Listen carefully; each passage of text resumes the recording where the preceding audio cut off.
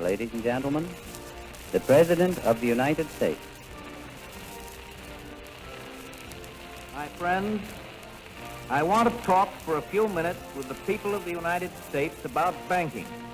To talk with the comparatively few who understand the mechanics of banking, but more particularly with the overwhelming...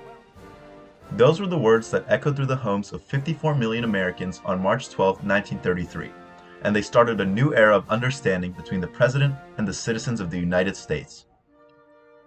After he was elected into office, Roosevelt wasted no time and began to immediately formulate the policies that would alleviate the hardships caused by the economic crisis the American people were experiencing. These programs became known as the New Deal, whose name is a direct reference to a campaign speech in which he promised a new deal for the American people.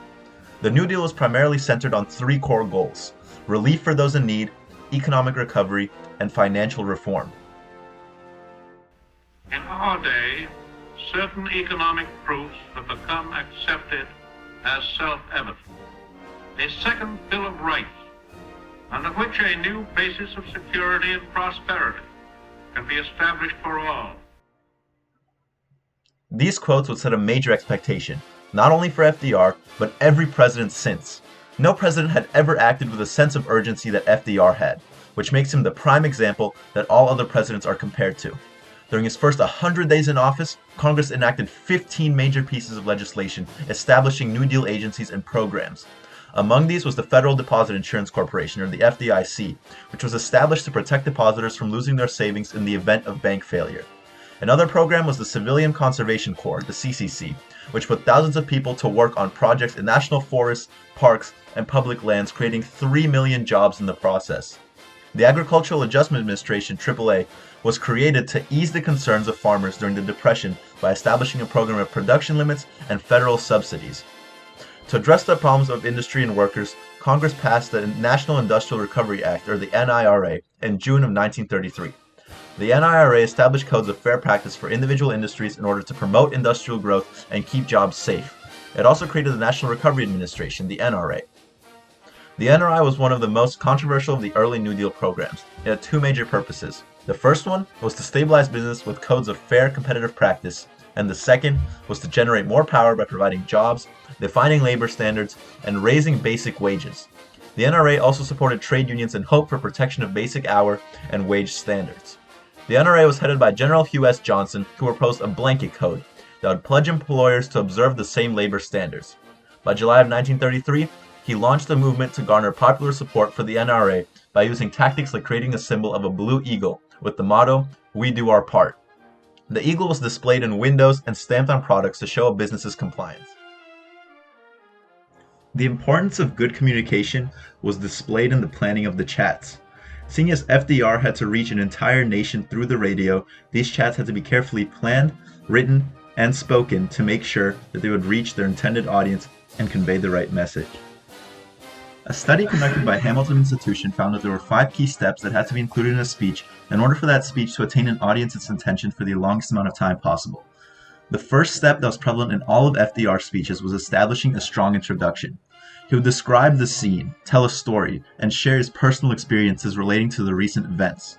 He would then point out something important about the audience or the current situation. He would ask provocative questions, state a fact that was troubling, amusing, or remarkable, and would spell out what was at stake for all of the country. He would explain his own interest in the topic and tell listeners what the topic had to do with them.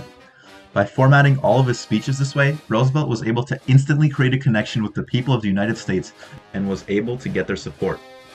He would then gear his content to the average everyday citizen. He would define unfamiliar terms, use concrete specific examples, and explain statistics and why they were meaningful. He would interpret statistics, translate them into human terms, and make comparisons of everyday lives and situations. He would build audience involvement by making the subject immediate, personal, and local, and he would connect to the here and now in referring to the listener's experiences. Finally, he would summarize and refocus. He would recap the main points or arguments that he's covered and reiterate their purposes. He would reinforce what's important for the audience to take away from the speech. He had great closure, and he created a sense of finality. Ask not what your country can do for you. Ask what you can do for your country. FDR will forever be remembered as a model president that set an expectation when it comes to communication with constituents. His constant and clear communication through his fireside chats was able to lead America through one of his darkest times economically, and by explaining specific legislation and calming the nerves of those who weren't yet sold on his abilities, he was able to win his presidency. That charismatic nature and calm demeanor would try to be emulated by multiple presidents since, and some were even able to build off of it for major success. One of these men was John Fitzgerald Kennedy, or as most people know him, JFK, and he was able to garner enough support through his campaign to obtain a record 85% approval rating. He achieved this during the 1960 election, which premiered the first ever televised presidential debates, and it was clear that Nixon, JFK's opponent, wasn't ready for the big screen, as many described him as appearing sickly and unprepared. JFK, however, looked cool and collected as he took the stage and sold his image and charisma to the public. Public image became a major part of any presidential campaign after FDR, and JFK was yet another trailblazer that was able to build off the model that FDR had set. Another president that followed the same path of charisma towards victory was Ronald Reagan. His past experience on the big screen as a movie actor and his embodiment of the American spirit was integral to his victory.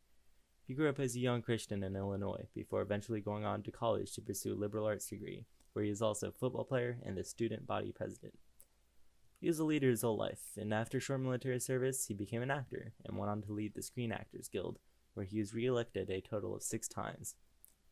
As a young politician, he often claimed that Franklin Delano Roosevelt was a true hero to him, and he used his natural leadership to eventually become the governor of California. After impressing the Republican base there, he eventually went on to run for president 3 times, with one failing and the other 2 succeeding. During his second time running, he used his early momentum and capitalized on it by performing extremely well during his televised debates, where he felt most at home. During his presidency, Reagan was well known for creating a constant line of communication between him and his constituents, just like FDR had done. He used his previous experience as a radio host and utilized technology to educate the population on the policies and legislation he pushed for, much like FDR did with the fireside chats.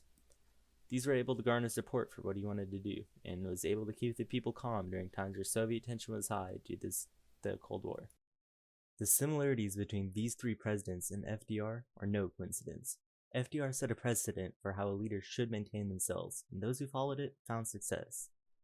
Charisma and communication are key to making a good president. Both Reagan and JFK performed extremely well in the debates, showing how a president's image is vital, just how when FDR used radio to create his own presence.